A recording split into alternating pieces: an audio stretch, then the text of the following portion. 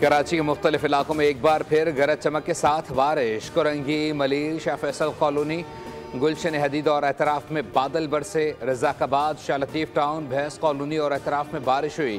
काथोड़, गडाफ, M9 motorway, Nooriabad, Ehsanabad में भी तेज़ बारिश हुई। स्कीम 33, गुलिस्तान जौहर, गुलशन इकबाल और एतराफ़ में भी बादल जमकर बरसे। मुख्तलिफ इलाकों में गाड़ियाँ और मोटरसाइकिल फंस गईं। पाकिस्तान रेंजर्स सिंध के अफसरान और जवान शहरियों की मदद के लिए सड़कों पर मौजूद हैं। रेंजर्स एहलकार ट्रैफिक पुलिस के साथ ट्रैफिक की रवानी बहाल करने और रेस्क्यू इदारों के साथ इमदादी कामों में मसरूफ़ हैं।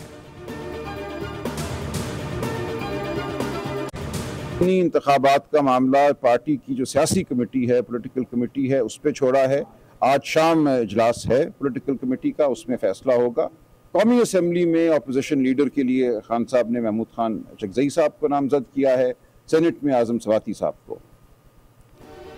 पाकिस्तान तहरीक इंसाफ के बानी ने सेनेट में आजम सवाती और कौमी असम्बली में अपोजिशन लीडर के लिए महमूद खान चकजई को नामजद कर दिया है।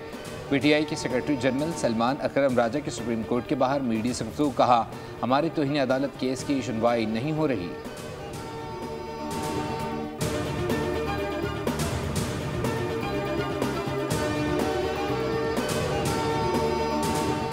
पाकिस्तान, चीन और अफगानिस्तान के वज़ीर ख़ारिजा का काबुल में छठा सैफरीकी इजलास। नायब वज़ीर आज़म ने शिरकत की। CPEC को अफगानिस्तान तक तोसी देने पर इत्तफाक। तजारत, इलाकाई रवाबित और दहशत गर्दी के खिलाफ ताउन पर बातचीत। इसहाक डार की अफगान निगरां वज़ीर ख़ारिजा से दोतरफा मुलाकात भी हुई। इसहाक डार काबुल का एक रोज़ा दौरा मुकम्मल करके पाकिस्तान वापस पहुँच गए।